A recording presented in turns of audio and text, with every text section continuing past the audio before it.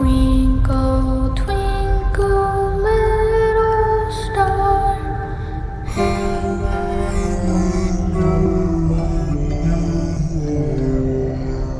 He's alive!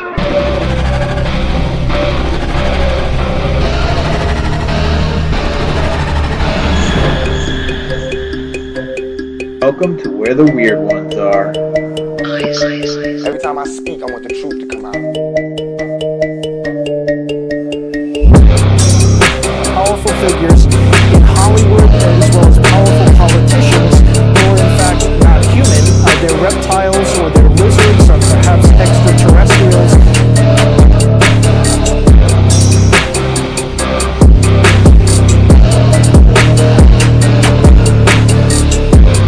I don't think it is a human. I think it's a Sasquatch.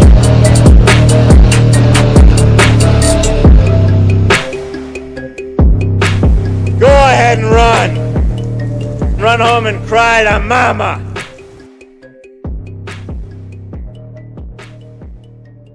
Let's get weird.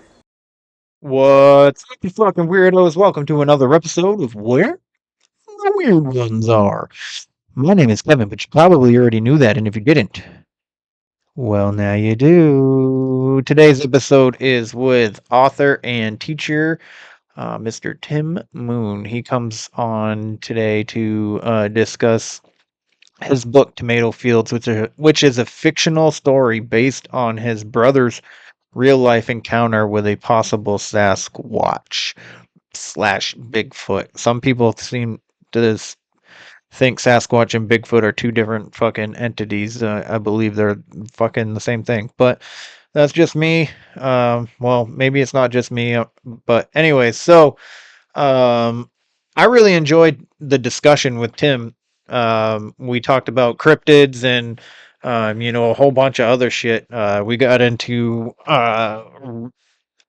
current events. So this dude's super intelligent. I really enjoyed speaking with him, and I really hope you guys enjoy listening to him talk and the things that he has to say. And I hope you check out his book. That again is Tomato Fields. You can find it on Amazon. So please show him some love if you like reading books. So he says it's a pretty easy read. So with that being said, you can check him out on Instagram as well, Tim Moon. You just look up his name, you'll find him.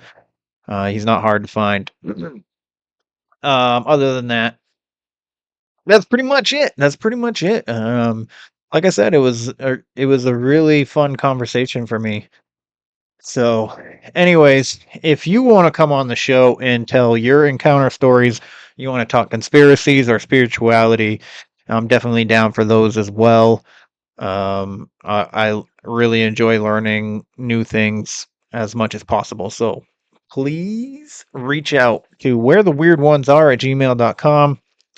If you want to support the show, obviously the like, share, subscribe, the follow, all that jazz, the ratings.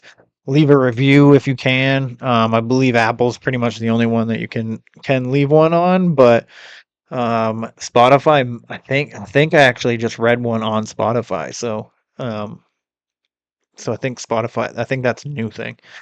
But regardless, if you want to show some support, other than those avenues, you can hit up my Etsy and buy a t-shirt. That's the best way I just had to buy a new computer. So, not that that's your guys' problem, but, buying a t-shirt definitely helps me expand things. So I got a new computer, I got a new mic. So yeah, things are moving up in the world. Next thing is probably a new camera, a better camera, so you can see me better. I mean, you probably can see me fine. But anyways, with that being said, that's etsy.com/shop/wheretheweirdonesare. Yeah, and if you do decide to buy a t-shirt or any of those items, please take a picture of yourself with said items, and I would be more than happy to share that on the Instagram and the Facebook. So please do that. If you don't, that's fine too. It's all is good as long as you enjoy listening. I am gonna enjoy enjoy talking to people about their fucking encounters, because it fucking intrigues me. So I hope it intrigues you. And that is pretty much it, other than head on over to DeeperDown.store for the Down the Rabbit Hole merch. Etsy.com/shop/HealWithKristina, and thefineartmedium.com. So those are three of my good friends, and I would love it if you showed them some support. So yeah. Anyways, so that's that in a nutshell, and we'll just head on. Actually, you want to know what? I'll give a couple of shout outs. Why don't you? I will shout out a couple podcasts right now. One Nothing. She has an amazing podcast. The Conversation Cabin. She actually, and Haunts Cast. And then they got together and created a YouTube channel called Haunts in the Cabin. So go check that YouTube out, please. Cryptid Warfare. That's a good podcast to listen to as well. Doing amazing things coming up. I'm also on there. So, and then Let's Get Freaky with Tommy Cullum. Both Cryptid Warfare and Tommy Cullum. I am a guest on coming up shortly within the next couple of weeks on both of those podcasts if you're interested in listening to me talk about my encounters and other shit. So, and in my life, and other conspiracies. So, yeah. Anyways, with that being said, I hope you guys have a good day, have a good night, whatever time you fucking decide to listen to this shit. And as always, question everything and stay weird. They're coming to get you, Barbara.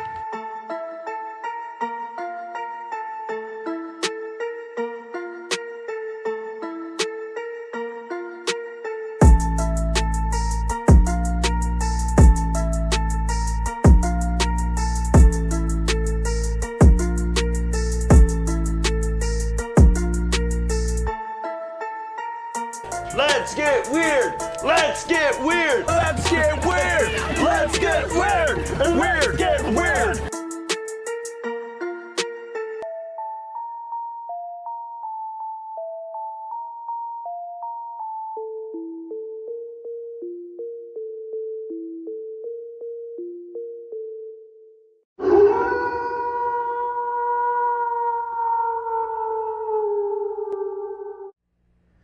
Hey, you having a hard time, or maybe you're having a good time, and you just need a psychic reading, or maybe you need something for graphic design, like you're starting a business, you're starting a podcast of some kind. Well, I implore you to visit www.thefineartmedium.com. There you'll find her portfolio, her blog, her readings, viewer interactions, and all that.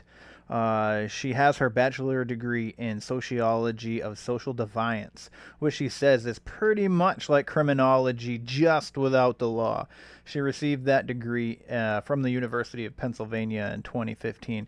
First of all, I just want to say she is phenomenal. She's a good person, and I implore you to go check her out for reading.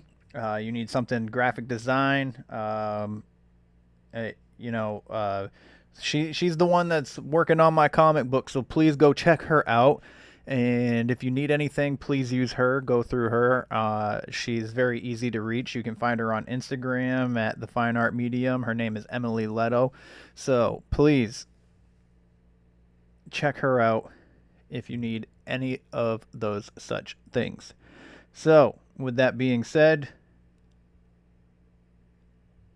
have a good day. So, for the listeners of my show, if you don't mind, Tim, just introducing yourself, just let everybody know a little bit about yourself and what you do. Okay. Thanks for having me on. Appreciate that. And my name is Tim Moon, and I am on a lot of podcasts because of my book Tomato Fields, which I just published, and I'm from the Austin area. I'm a teacher and administrator, and I write on the side.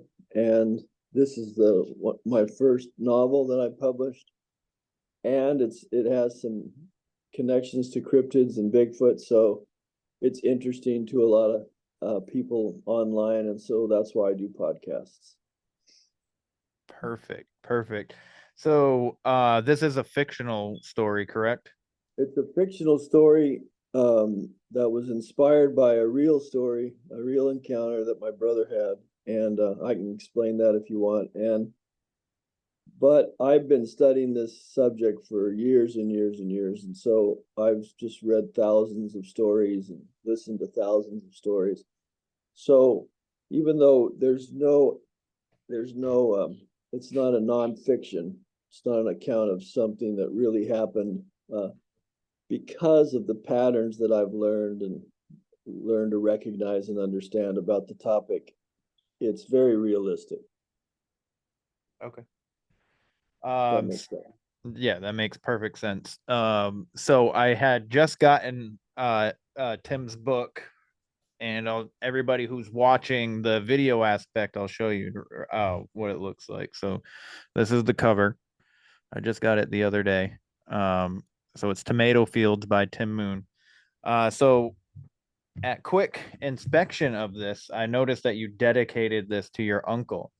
Yeah. And I wanted to ask you, what was he like? What was the inspiration behind that quote that you put in there? He was always kind of encouraging me to be curious and pursue mysteries and not shy away from them. And he just loved talking about UFOs and Bigfoot, but he was also probably one of the brightest people I've ever known. I mean, he went to Berkeley. He was incredibly intelligent. He could just go on and on without even looking at notes and just tell you all these things, and your head's spinning at all the details and documentation he brings up. And I really learned how to think and write by honestly by listening to him talk, because he spoke so rationally, and so it started helping me develop patterns of that in my own life. And so he didn't live to see the book published, so I dedicated it to him. And that's beautiful. That quote, I can't remember it verbatim, but I put a quote in there for him. Yeah, I'll read it real quick. Okay. I can get close, but I'd probably mess it up. So it says,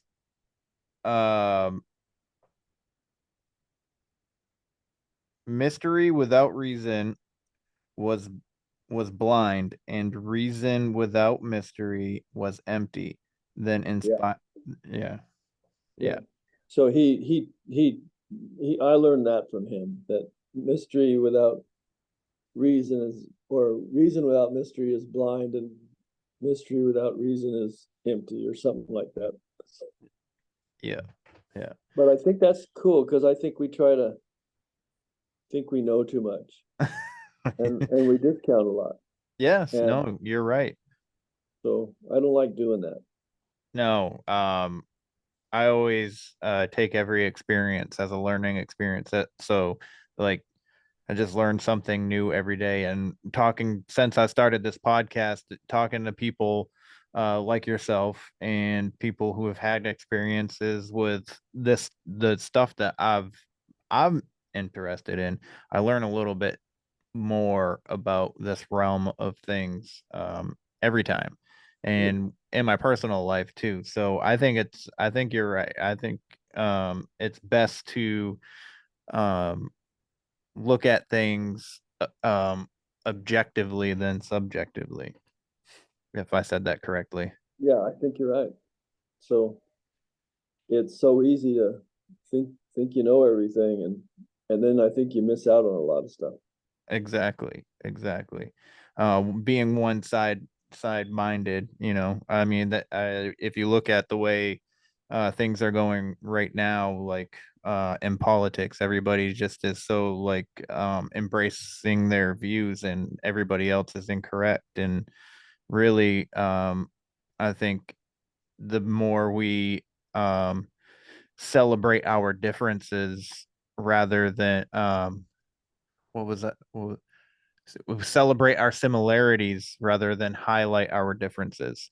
I think um I think people forget that we have way more in common than we have in difference. So that's just a observation that I've made recently. Uh-huh. So um so if you don't mind giving us a quick summary of tomato fields. Well, it's about a small town in Mason County, Union, Washington, where my brother actually lives. And the setting was the in Mason County in 1970. It's just up above the Hood Canal Hook, and it is I put it in 1970 so I could avoid the word Bigfoot and all the everything that goes with it today, because there's so much more knowledge than there was in 1970. Yeah. So I wanted to fly under the radar with some of the things assumptions people make today, and these people, this monster, just these people encounter this monster and don't know what to do with it, and it kills a couple of animals, and they think it's going to threaten people, and it just continues to escalate, and they don't have a clue what it is. They never dreamed there was anything like that, and the whole process is them coming to grips with a reality they had never dreamed of, that forced them into situations they never thought they would be in, and finally coming to some culmination that no one really got complete closure from. And my hope was that about 20 years ago, I'd been studying and doing a lot of research on this topic, just because I've always been fascinated by it. And I started thinking maybe you could have more of an impact by writing nonfiction. I mean, fiction instead of nonfiction. Yeah. A friend told me once that facts tell, but stories sell. And I thought, what if you could write some intriguing stories that, were interesting characters with interesting dramas going on, and maybe you could emotionally draw people into seeing some legitimacy about this in a way that you can't do it just by chronologically going over a fact statement. And so that's what I said, oh, well, maybe I could do that someday. And then about 10 years ago, I heard my brother tell me the encounter he had, which is mind-blowing. And I thought, wow, I can't believe this hadn't happened to my brother, and he never told me all these years. So I kind of used that to inspire me and kick me off the edge and get me going. And then I took about 10 years to write it. First time I've written a novel, and there's a lot of self-doubt and a lot of obstacles and a lot of stuff that you have to go through to pull that off. It's an immense job. And I believe so it. it took me a while to learn all that. I had to learn it all myself. I was just pretty much self-taught. And then I had to do the writing, and then the editing, and then found someone to help me with cover designs and artwork, and it just took a while to pull all that off. I could do it much faster now, because now I have connections that I didn't have before. Yeah. And I also know how to write it faster than I did back then. So, but it was a challenge, and I had to overcome quite a bit of stuff to pull it off. And but I think it's worked out well, and it's getting good reviews. And apart from some typos here and there, people have been pretty happy with it. So I'm encouraged by that. They like the story, they like the characters. At least the people who are leaving reviews do. You know? Yeah. When I went on Amazon and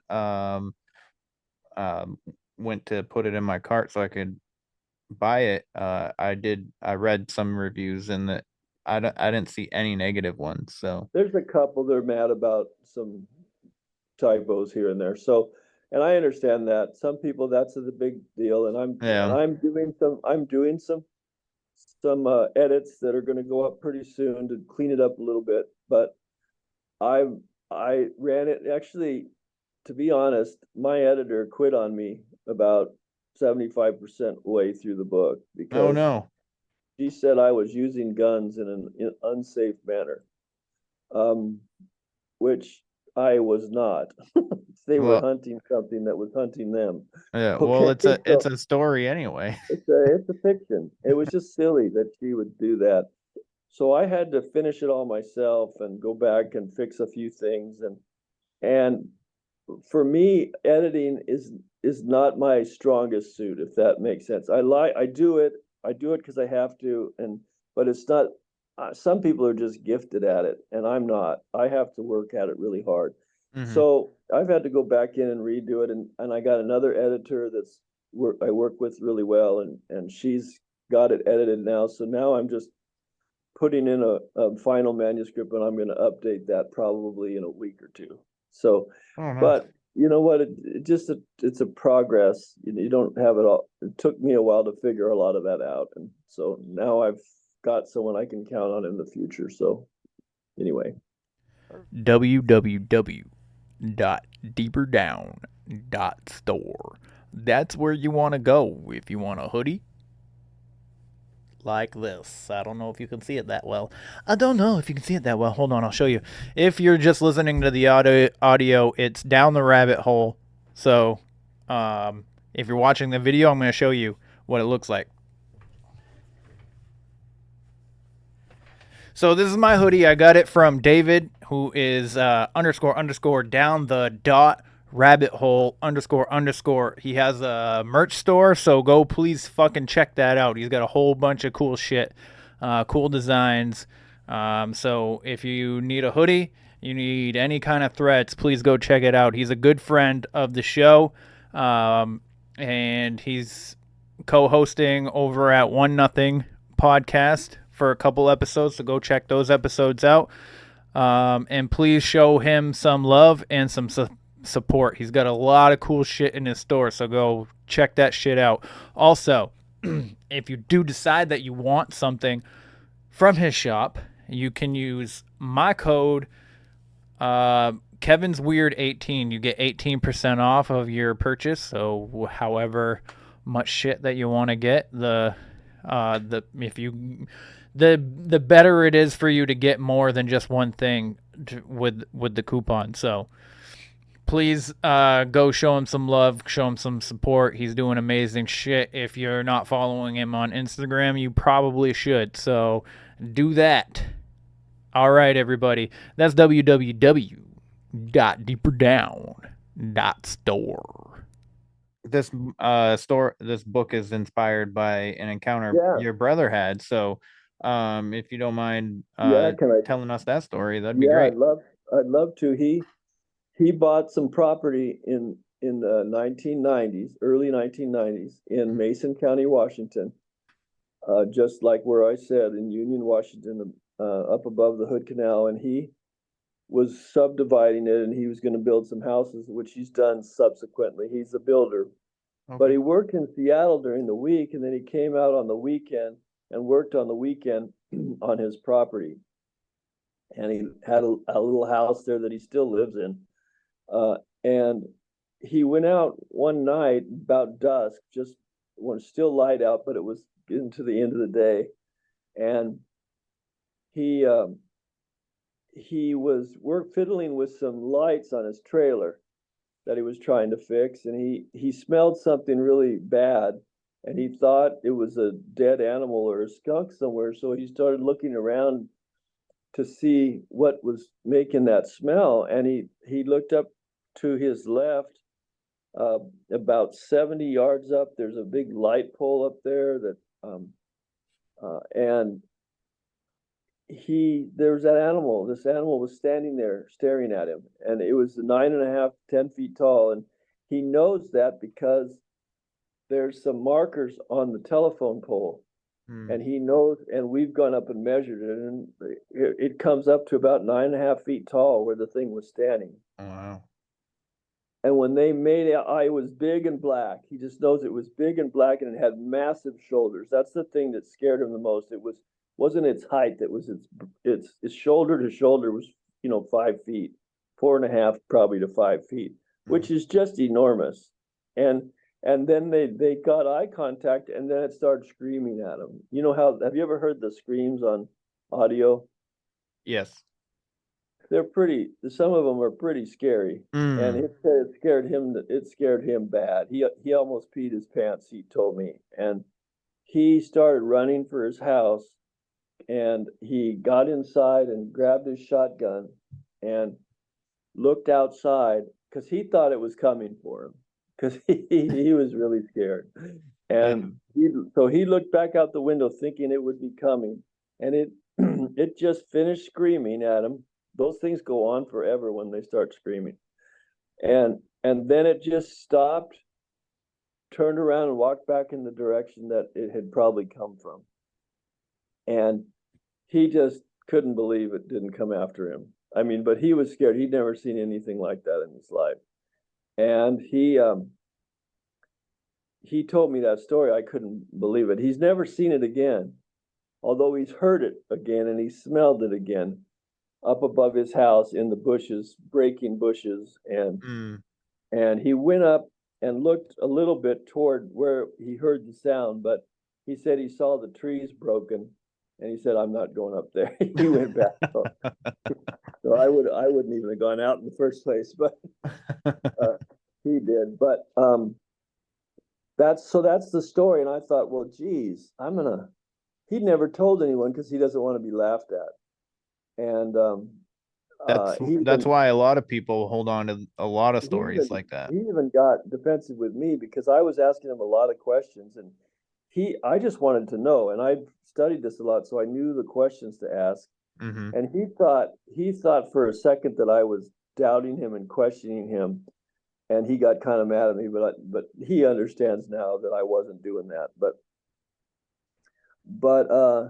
now he's more comfortable talking about it. I've got him on a couple podcasts talking about it, but he never forgot it. He said it changed his life. He doesn't go out in the woods anymore unless he's very well armed, and he doesn't go camping. He just goes out to do target practice.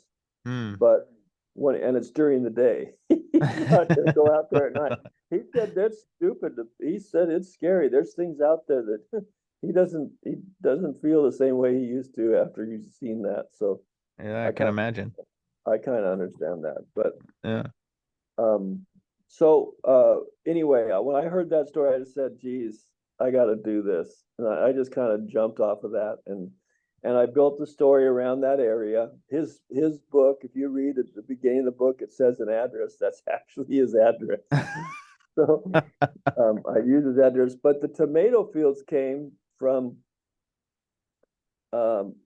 There was an area back in the 70s and 80s and earlier than that. They used to just dump raw sewage because they put it in trucks and take it out and dump it in the fields. And they did that because they didn't have any place to put it. And it would just, seep into the ground. It didn't seem to hurt anything. It's probably just kind of like lots of fertilizer. But it carried a lot of seeds in it because there's human waste. There's a lot of vegetable seeds and stuff. So he said there was a lot of vegetables. So he just kind of started calling it the tomato fields, which it was his name for it. And he thought that would be the good name for the book. And it just kind of stuck. And that animal, when it turned around to walk back up in the woods, it was heading in the direction of the tomato fields. And Joe says the animals a lot of the animals and the wildlife, a lot of deer and maybe some elk and other animals fed there. They went there to eat because there's vegetables. They ate the vegetables, and so the book kind of centers around there because that's where they think the animal is feeding, and it's one of the areas that it does in its rounds. And so you'll see that when you read it, how that all fits in. But that's why it's named that. And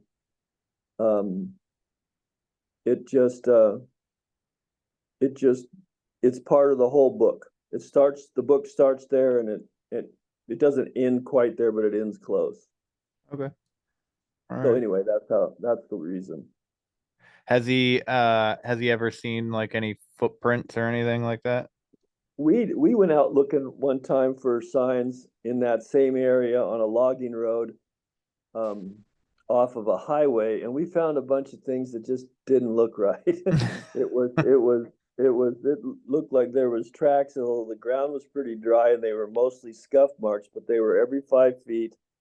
So whatever was doing it had a big stride, and they were consistent, and we saw where they came off the forest and green and grass and came onto the dirt track. You saw exactly where the steps went and how. Wow. And there was a branch broken. Way up high, there was not a branch, the tree trunk broke in half. It was about probably a 6-inch in diameter tree going up to a point, and it was broken about 12 feet up, and the top third of the tree was pointing down toward the ground. And we thought, well, what would break that? Because there's no real snow and heavy snow, maybe wind, but it's just it seemed out of nowhere that it had been intentionally broken, like something had intentionally broken. Then we found some sign that a very large animal that wasn't a deer made, and just a lot of little things that made us wonder if we weren't seeing evidence. Yeah. It was also at a natural deer crossing because there was the logging road connected with the highway. So the logging road, the people could cross the highway and continue up the other side of the road. So it's a natural place for deer to cross. And so it'd been a good place if you're waiting for a deer to show up for dinner. It's been a good place to sit and wait. So just a lot of coincidence, though. It's all circumstantial evidence, nothing we could prove in a court of law or anything. But if I had to bank on it, I would say there was some activity there. And Sounds these animals are all over. Mm-hmm. So that's the one time I've seen. I've been out hunting before. I've never seen signs. I've often wondered if I was alone in the woods, and I don't know if that was just my paranoia or the fact that I wasn't alone in the woods, but I can't really use that as evidence for something. All right. Every time I go out hunting, I always end up at some point in time feeling like I am being watched, but I don't think I've ever seen any kind of evidence for any other kind of creature, but I also wasn't looking for it. I was mainly looking for deer, because so those are the tracks that I'm focusing on, though, in all that, and marks for like antler rubbing and stuff like that. But so like if I came across something that was a possible cryptid or something, I probably wouldn't have even caught it or paid attention to it, Well, a lot of people say I've been out in the woods forever and I never saw anything. And my question is always, did you look? Mm-hmm. Oftentimes they don't even know what to look for. They may have walked right past signs that someone who knew what they were looking for would recognize. Yeah. And I also wonder, I always ask him if anything saw you. Because I mean, just because you don't see it, you shouldn't be too confident about that. That's true. If they're there, I'm sure they see hunters all the time. They just kind of da da da da da, and walk right past them. And Do they're you? not going to mess with you if you have a gun, because even if they could win that fight, they're going to get hurt. It's true. An animal in the wild can't take a chance of getting injured in a way that would prevent them from hunting. Mm-hmm. So they're always worried about their survival. And if you're even a possible threat, they're just not going to take chances with you unless they know they have you. Right. So it's just the chances of you seeing one, and when you don't know what you're doing, is not very good. And if most of the time they're accidents. If we see them, it's either we've done something weird that nothing would ever expect us to do, or they've made some kind of mistake and not paid attention and got caught. But I don't think that if they don't want you to see them, you're not going to see them. Right. Do you believe the narrative of them being interdimensional? I don't know. I mean, I know they're physical, Right. and I know they die and they bleed and they leave tracks, but I also know they seem to just disappear out of nowhere. Mm-hmm. And they also move faster than something should be able to move on this planet.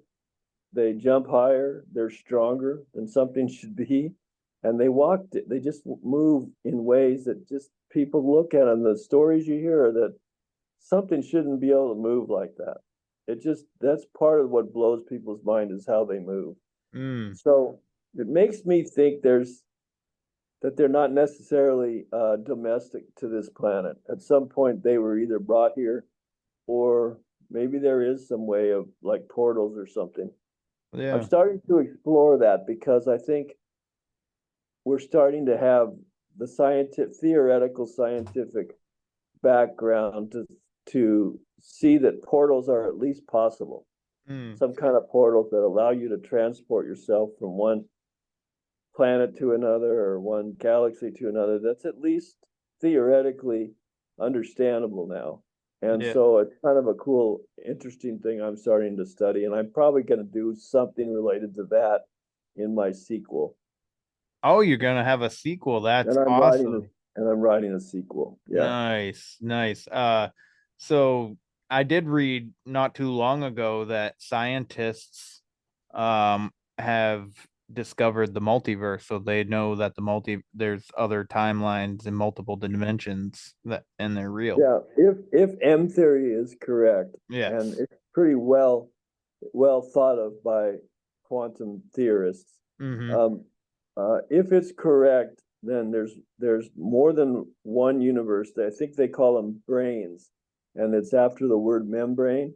Yep. And there's like 7 of them, and the reason they think that is because there has to be more mass to the universe to explain the gravity.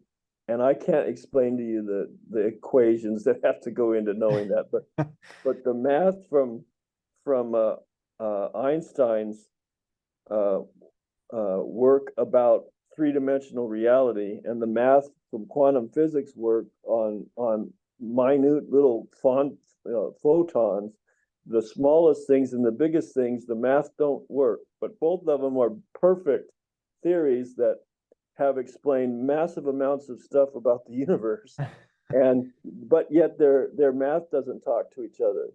So M theory is an effort to try to make them talk, maybe by imagining additional dimensions and additional universes.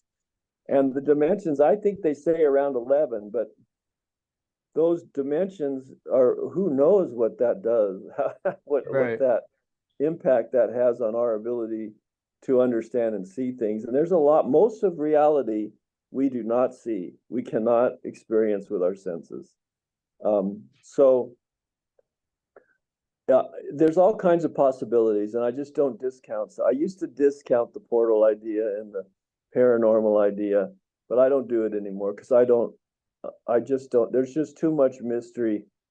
I know these things exist, but there's just too much that can't be explained, and we can't fit it into the patterns that we fit other animals into.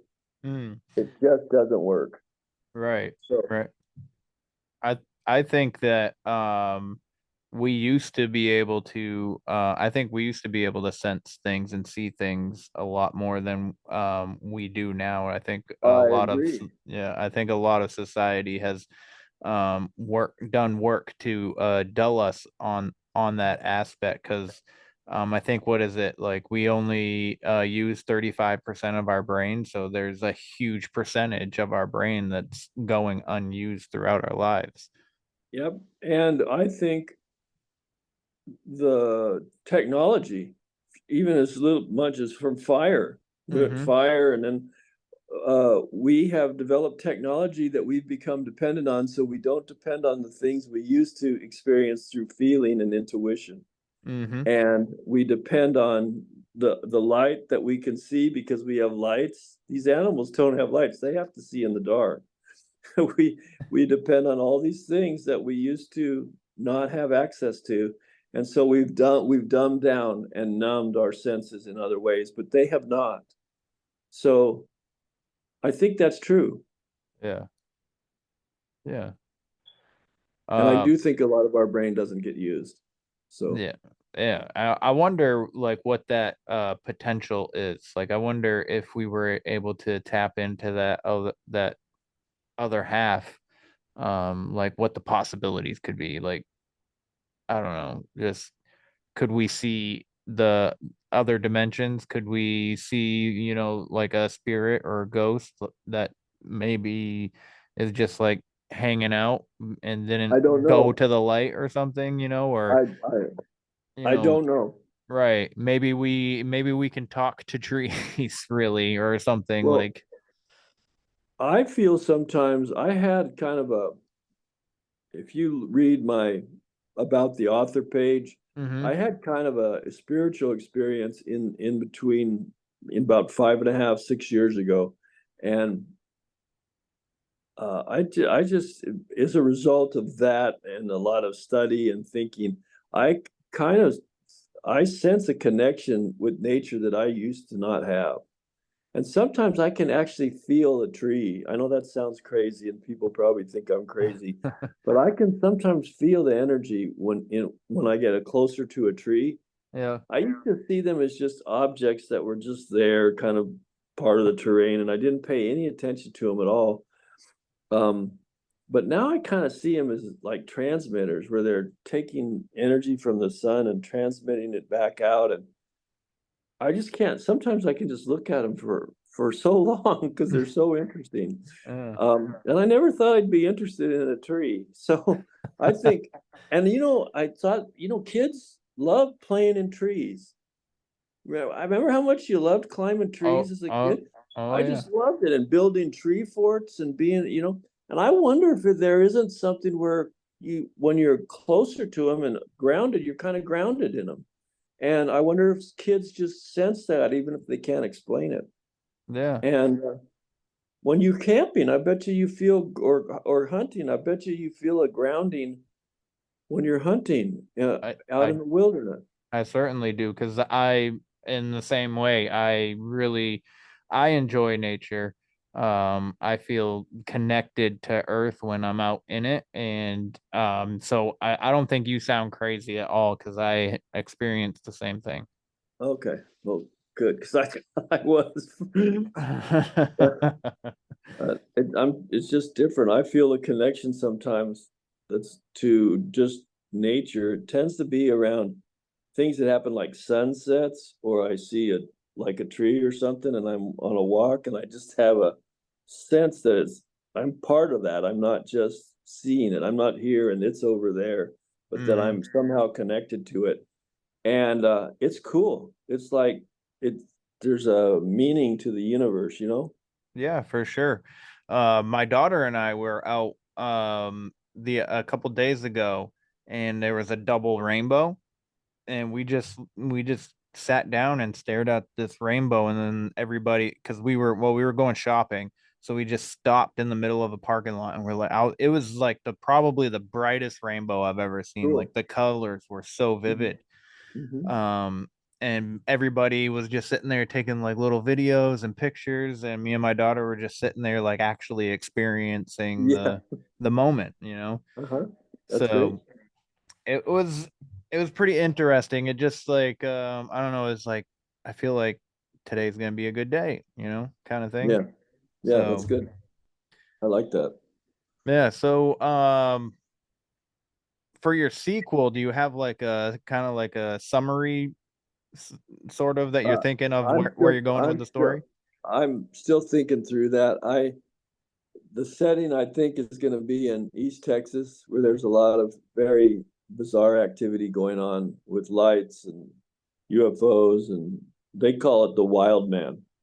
They don't, Oh. and there's just a lot of really strange stuff in a place called the Big Thicket and the Sam Houston National Forest. People disappear, or just a lot of really weird stuff. And Oh. so I thought I'm just gonna bring some of the characters into that and get new characters. So I'm starting to research the characters and research the terrain. And I have some guys that are pretty serious about this that want to take me out to some scary places. So Oh. I'm going to do some research like that and then pull it all together. I'd like to be writing it pretty serious by October, beyond just the research, and then have maybe something done by next year. Nice. That's my goal. Well, that already sounds enticing just based off of the little bit you just said. So, It's an eerie place. It's yeah. an eerie place where some strange things happen. So um, I'd like to just catapult onto that and make an opportunity to teach some stuff about the area and the history and delve into the mysteries. So I think that's one of my favorite parts is when a story not only captivates you by like the drama or suspense or just the telling of the story, but they also get into like that like a real history of the area that the story is being told. So that's and pretty cool. this particular one has some really great history about um, Civil War, people, pioneers, really down to down hillbilly type pioneers that were very different, very individualistic, and braved areas and lived entirely on the land and in very difficult terrain.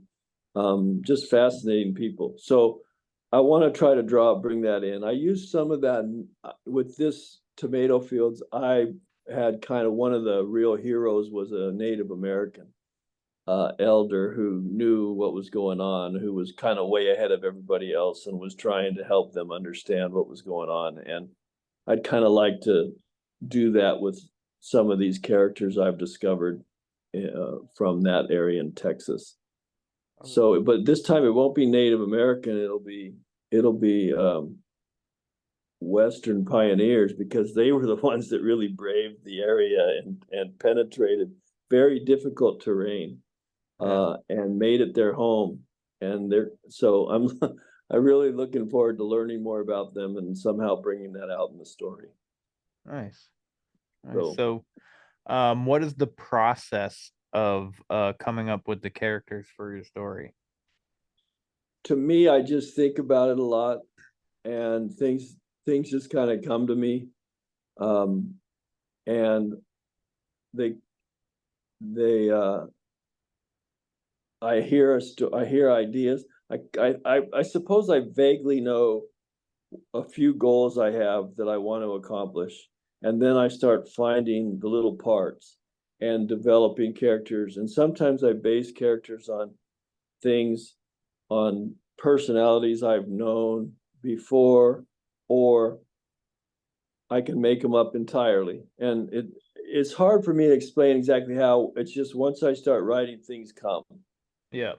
If I've done the research in advance. And so um I'm developing the characters this time probably from scratch, without any connection to other people I've known, for the most part. And so I have to know what role they're going to play and develop a personality around that, and then I just write to that personality. Nice. And once I get it, I know that I can just start writing, and then a lot of it comes to me. If I have some general framework, once I start writing, a lot of other things come to me. It just is. I'm like that. I'm more of a plotter. They call them plotters or planners, and I'm more of a plotter as a writer. I have to do some research and some development ahead of time, but once I'm ready to write, a lot of it comes as I write. So, if that makes any sense. That makes perfect sense, because I've been trying to write a book myself for years, and it just, like, I know like the skeletal like framework of the story, but like I just start writing, I don't really like have a what's the best way, like a destination of where I'm going. I start writing, and then I'm like, where do I go from here? And then I'll be like, oh, and then I don't like it, and then I'll restart it. Well, what someone challenged me finally to do was just finish it. Just write it and stop qualifying it all the time, and just write it till the end. Then go back and start editing and revising it. And so I know now that's what I have to do. So once I start this thing, seriously, I'm just going to write till I hit the end, and then start revising and going back here and there and revising. And then I also know that I'm not sending it to an editor until I have it pretty clean, as far as I can tell, because I've wasted a lot of time sending things back and forth with people. And now I realize, it's just trial and error. You have to learn. I just didn't know, and no one could have explained it to me if I didn't. I have to go through it. So, but now I know how to just get that thing written, get it revised and fairly clean, and then send it off to an editor when it's pretty close to being ready. And I think I can do that within a year or less now. Yeah. But it took me forever to do it the first time. Yeah. Do you ever go to like any like cryptid conventions or anything to like vend your book, or to get more like word of mouth out there? I have not. I've never been to one, so I've heard about them. There's not too many around the Texas area. Okay. I think I've heard of one before, but I haven't seen any recently pop up. Most of the ones I hear about are up in Arkansas and Pennsylvania and Michigan, and Virginia. So I would have to either fly or drive, and I just haven't thought through the costs and all the things that go into that. So, but I wouldn't mind doing it. I think it would be fun. Yeah. And you could sell a few books at least. Yeah. I went to my first convention this year in April. I think it was in North Carolina. It was a 12-hour drive. It was a 14-hour drive. But it was pretty cool. I met a couple authors, and I bought their books, and they signed them. And then I went 3 hours up north from where I am in Maine, which was also in Maine, and I met a couple more authors who want to come on my podcast. And now actually tomorrow, so by the time this episode comes out, it will this coming weekend will already have been passed by 2 weeks. But so I'm going to Pennsylvania in the morning for Squonkapalooza. Oh, good.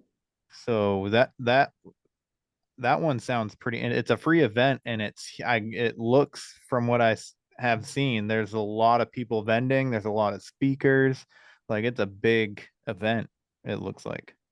And so it's this month? Yeah, it's Saturday. So Cool.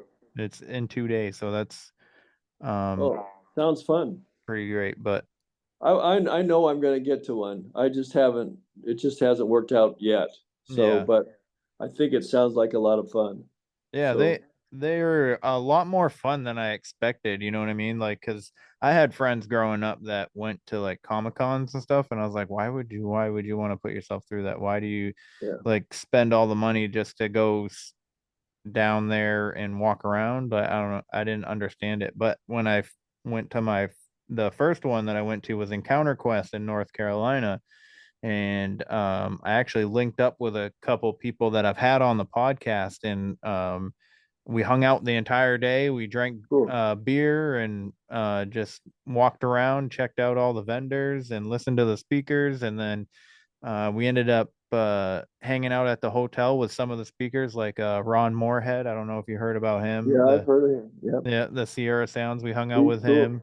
Yeah, Uh-huh. he's a wicked nice guy too. I like him. I like him a lot. He has a Yeah. lot of thoughtful contributions. Yeah. Um there was this when he was speaking, he was talking about being red pilled and stuff like that, and being awake, and I got like really into like the towards the end Uh-huh. of his speech, and his wife was sitting behind me, Uh-huh. and when my friend was after he was done speaking, my friend Oren bought his book and asked him to sign it, and then got pictures with him. His wife was Cool. like, "Hey, I just saw you in there and you were just sitting there nodding your head." And I was Uh-huh. like, "Yeah." She's like, "You were very into it." And she's like, "I love Yeah, seeing that." that's great. I was like, "Well, when people talk about being awake, it excites me." So Yeah.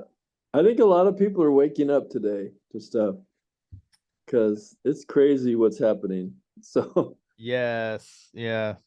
I'm no longer, so I was trying every time somebody would talk about a certain thing, and I'd be like, well, actually this, you know what I mean? And I don't even care to do that anymore, because a lot of times they get mad at me because of my opinion or my view on right. things. So I was just like, you know what, if you want to stay asleep, stay asleep. Yeah. Well, I can't. I've come to the place where it's easier to have babies than raise the dead. Okay. And so if I see people showing an interest, or I will be happy to talk to them, and I find a lot of people that I have things in common with that I wouldn't have necessarily 3 or 4 years ago, Mm-hmm. but we've just kind of grown toward each other now. And um and so, but I'm just not gonna throw my pearls before swine. And I don't mean people who disagree with me are swine, but Mm-hmm. I mean that they're not gonna value something that I value. So why extend yourself when you know that's the case? Exactly. You're just not gonna get anything out of that. So Yeah, that's kind of how I've come to see it. that's a good way to But I see it. think there's a lot of people waking up and seeing through a lot of this BS that we've been fed for a long, like this UFO thing. This Mm-hmm. all of a sudden the government is going to tell us what we've already known for 20 years, Yeah. but that's all they're going to tell us. They're not going to tell us anymore. And Yeah. that's to me, that's almost insulting. They're insulting us. They're not Yeah. I informing us. I'm right there with you. I mean, there's people in the alien community, the UFO community, that they're like, see the government. I was like, the government lies to us every single day. And you're gonna, just because what they're saying now aligns with what you believe, you're like, Well, they're telling the truth. well, why aren't they telling us what planet they come from, showing us the bodies, telling us how long they've been here, Mm-hmm. showing us the technology? Why are those just state secrets? It's okay to have some secrets, but not all. Get honest. Please be honest with us and treat us like adults. And you're telling me it's the most important story in history, and Mm. yet you don't even tell us where they came from, Mm-hmm. what language they speak. we have more interest in species of spiders on the planet than we're showing towards species of other alien life in the universe. I can't believe that they have stopped where they stopped. Why there's not an uproar on that. And I just think people don't trust Congress anymore, so they don't expect them to do the right thing. All right. Well, I mean, a lot of Congress are like in their 80s, almost 90s. There was actually a woman, I can't think of her name, for the life of me right now, but I think she is like almost 90, maybe already 90, and she just had to turn the power of attorney over to like her daughter or something, but she's still in Congress voting on legislation. So she can't make decisions for her own That's the life, one but from California. yes, that lady. Yeah. They get away with murder that none of us could get away with. None of us could do that. No. We would not have jobs. No.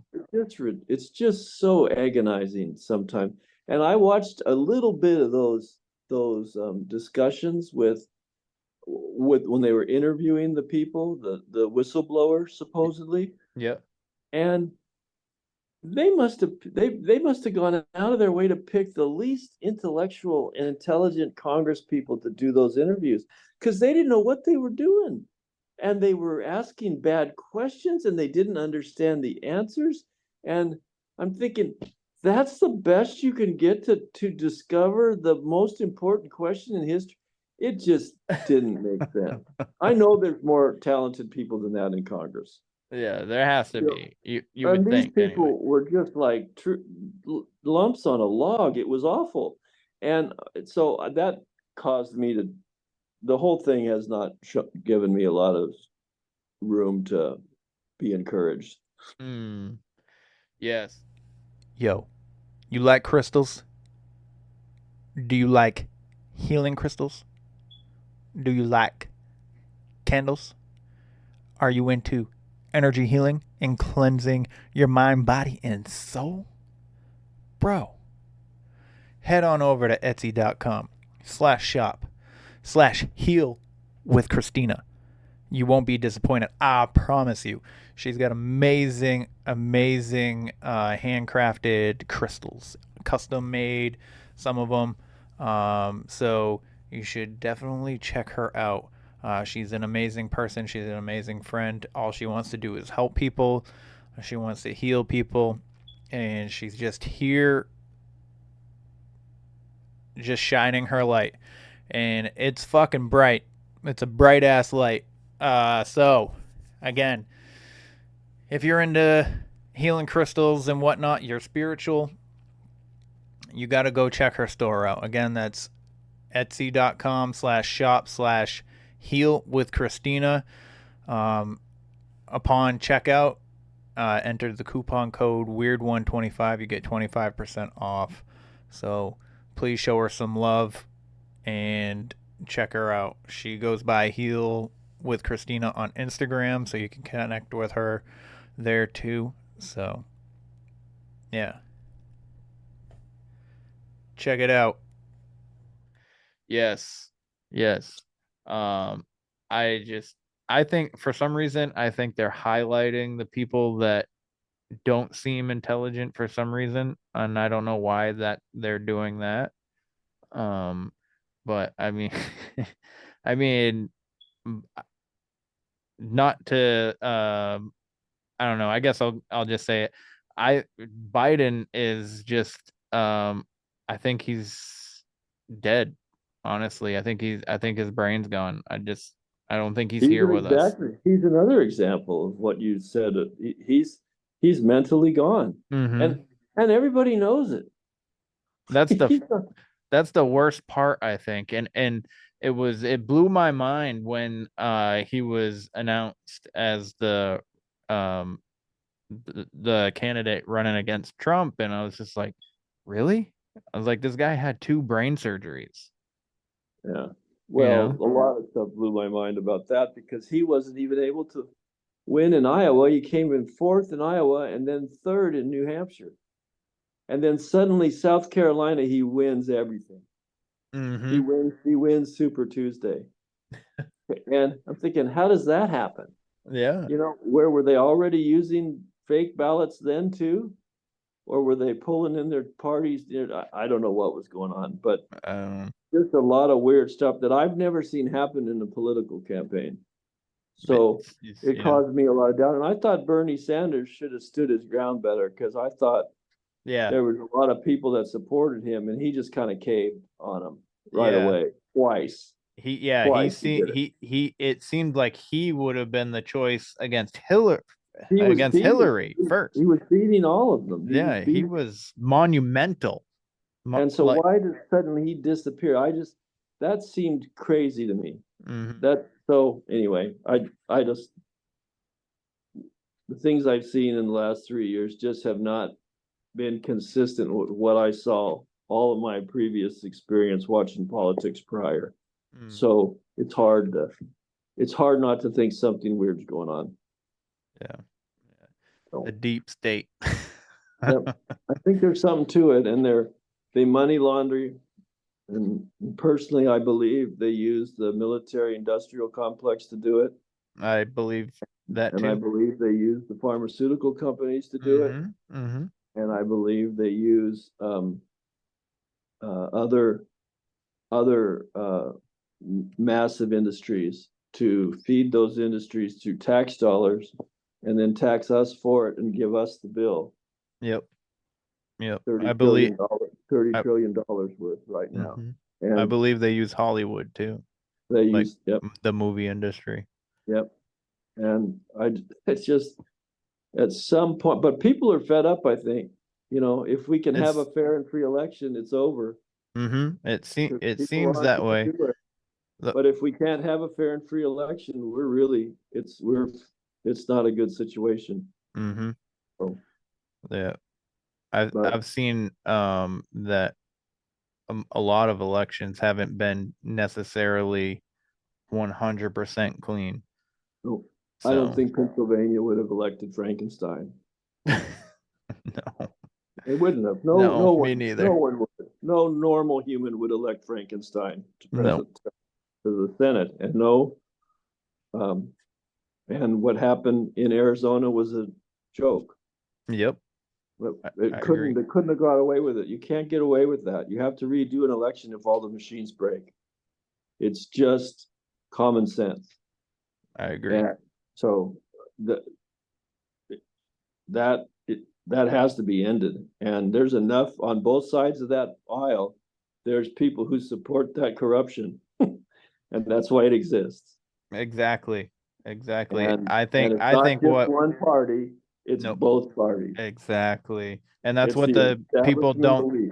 And that's what a lot of people don't understand, especially the majority of the left. Like when I talk about it to anybody who considers themselves a liberal, they start getting mad at me, and they start calling me right wing or whatever. And I'm like, yes, I have conservative views and values, but I am not Republican. Like I don't align myself with any politician. I agree with you, and I'm as disappointed and disgusted with the Republican Party at the higher levels as I am with the Democratic Party at the higher levels.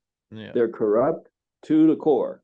Exactly. And there needs to be a house cleaning, a complete house cleaning. Yes, I agree with you. So anyway, but I hope so. I love my country, and I want to see it succeed. Yeah. And I just hope we can pull it off. I trust Americans, but I don't trust the systems anymore. Same. Because they've been so perverted and so compromised. Yeah. So, but maybe better people can pull it off and clean it up. So I hope so. I hope so. I try to lead with hope in my heart. So and just have faith. I think like you said earlier, I think people are starting to wake up, but it's going to take us to actually stand and do something rather than just being like, well, somebody else will do it kind of thing. You know what I mean? I just hope it works out. it's like, seems like every other day there's a different surprise, and it goes an angle that I didn't expect. And so Yeah. I have no way of guessing how it's all going to end. I hope it will end right, but I can vote and I can say what I think and try to encourage people to do the right thing, but that's all I can do. Yep. So I was wondering if getting back to your writing, so you're gonna do this sequel. Do you have plans to make turn it into a series, or are you just gonna... I think I'll probably do 3. 3? Okay. Yeah, and the cool part about it is that you can feature a different area. Yeah. For each one, and talk about how that animal, some of the organic experiences of that animal in that area, and different names for them. So I thought that would be kind of cool. Yeah.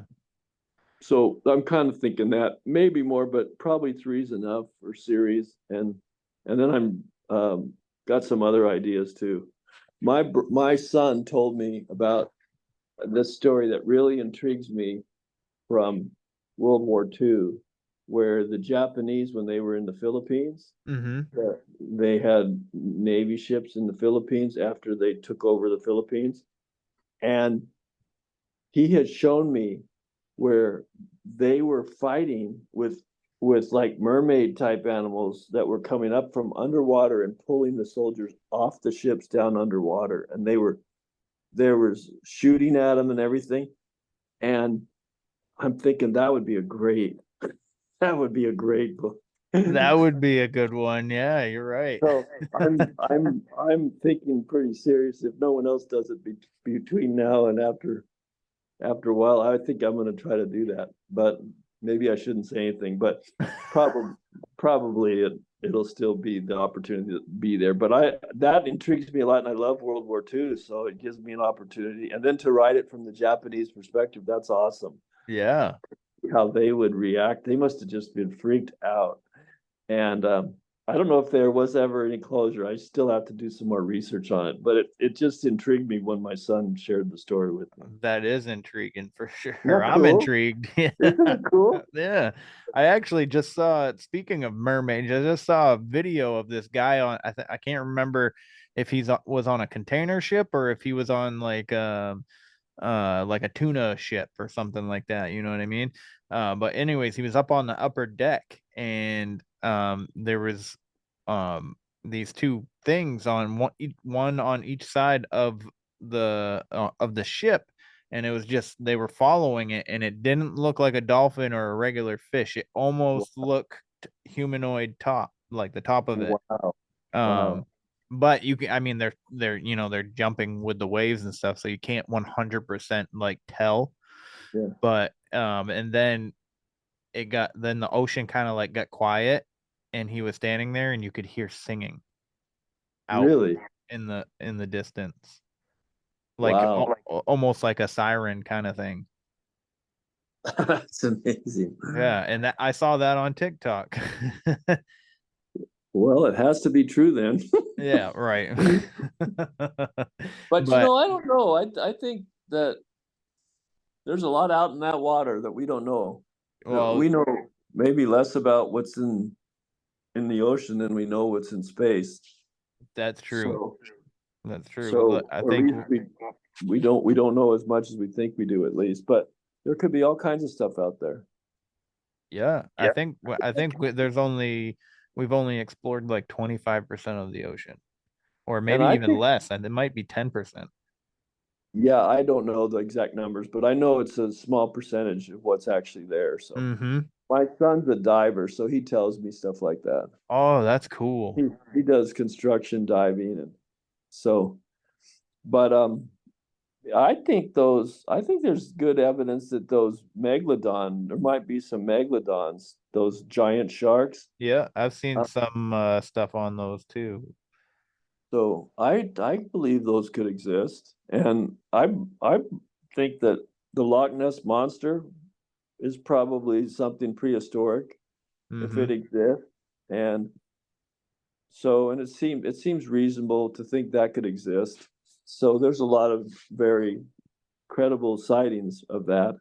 Yeah. So, and I think Bigfoot is somehow, it's some degree prehistoric. I don't know if it originated here, but it's been here a long time, I think. Yeah, I So, would agree with you. but do you know how Superman, in the story, if he was on his own planet, he was normal because the kryptonite lessened his strength and made him more normal. But when he was on Earth and there was no kryptonite, he had all this power. I wonder if wherever these things came from, if they're not domestic, if they had like higher gravity, so they grew stronger and faster, because they had to move. They had to be so much stronger and faster in the atmosphere that they were in. And so when they come here, it's like there's nothing keeping them back. They can just do anything. And that's why they seem so strange and move so quickly and seem to defy physics.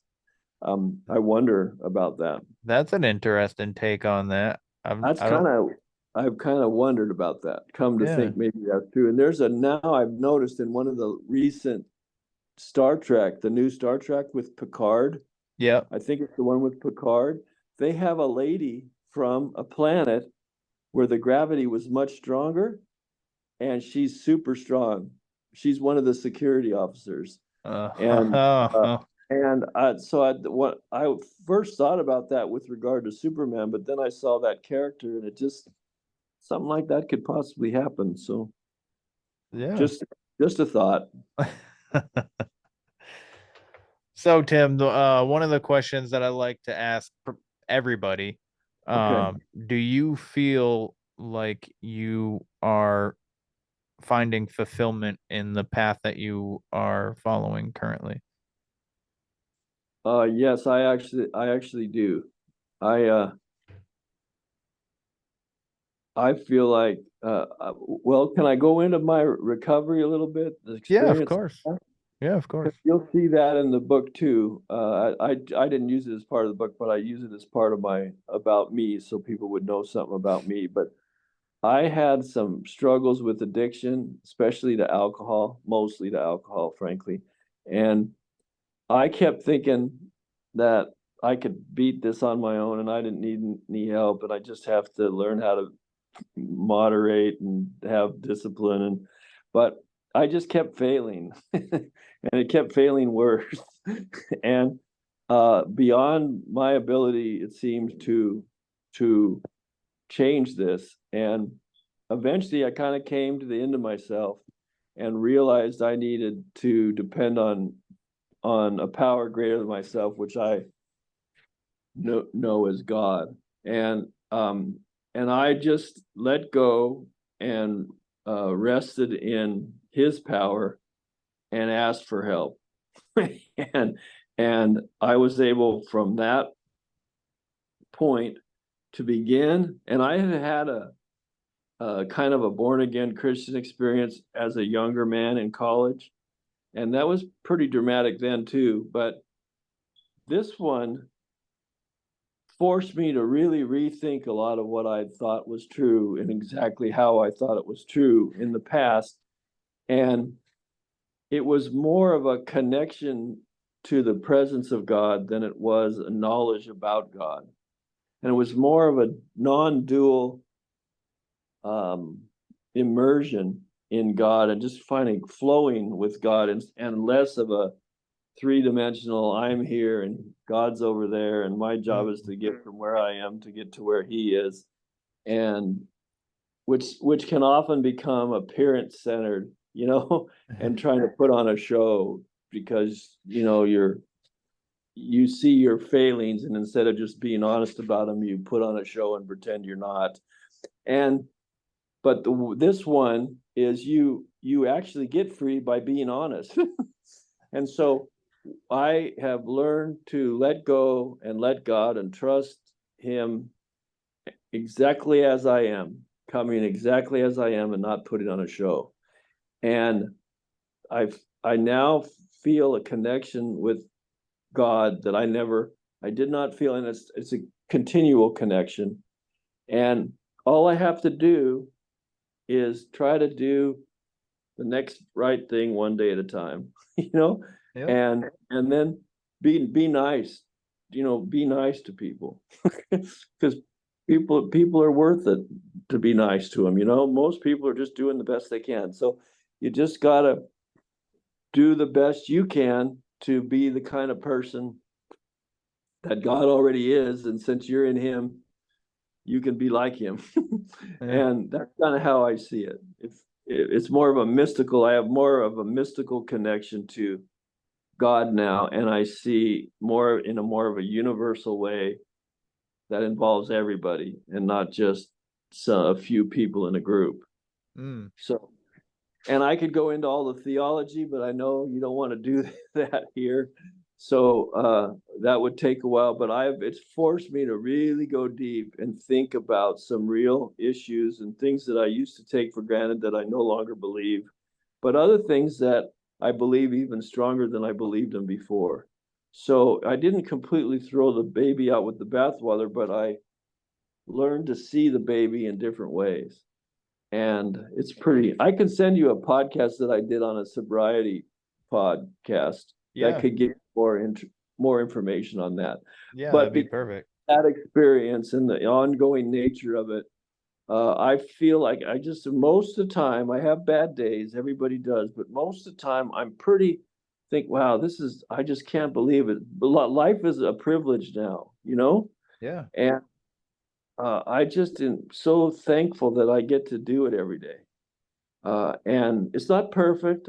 Things don't go all the ways I think they should. And part of my recovery is learning that it's what I think should happen isn't necessarily what should happen. I can't control a lot of the stuff outside me, but I'm happy.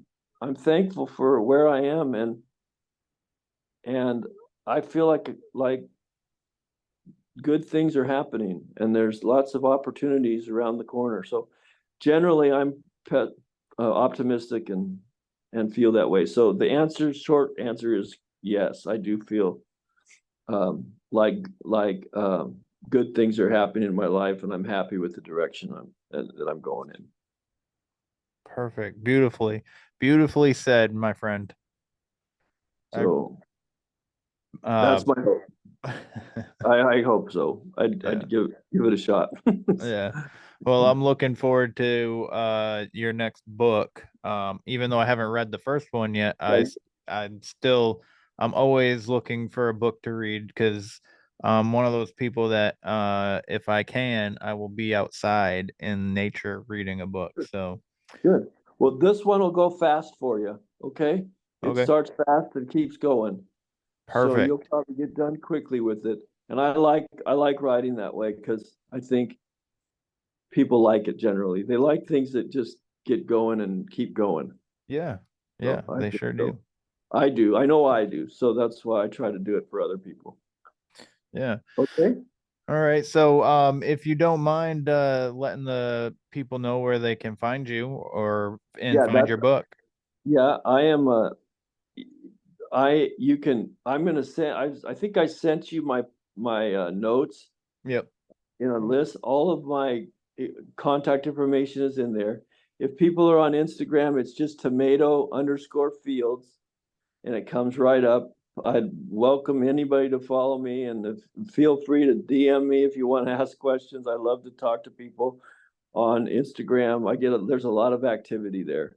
And then I'm also on Twitter. It's tmoon10 at tmoon, then the number 10, I believe. But if you just look up my name, it'll come up. And my email is crypticmysteries23@gmail.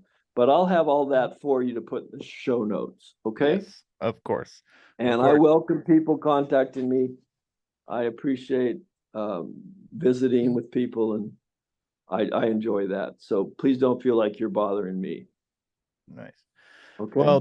Well, Tim, I really appreciate you giving me and your time, because like I tell everybody, if if I didn't have people like you to talk to, I wouldn't have much of a show, because talking to myself probably doesn't convey much of a much of a show. So well, I wouldn't have anybody to talk to if I didn't have people like you. So it's mutual. Okay.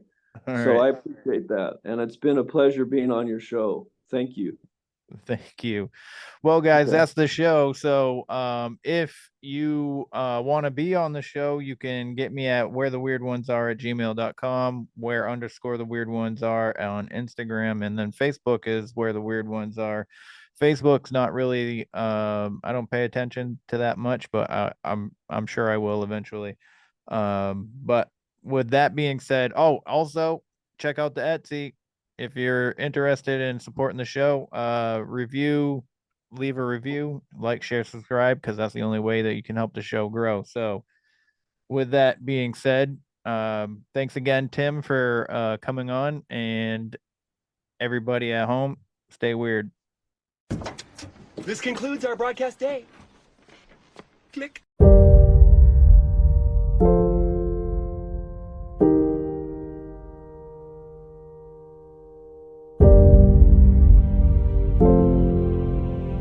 Because in the end, none of us have very long on this earth.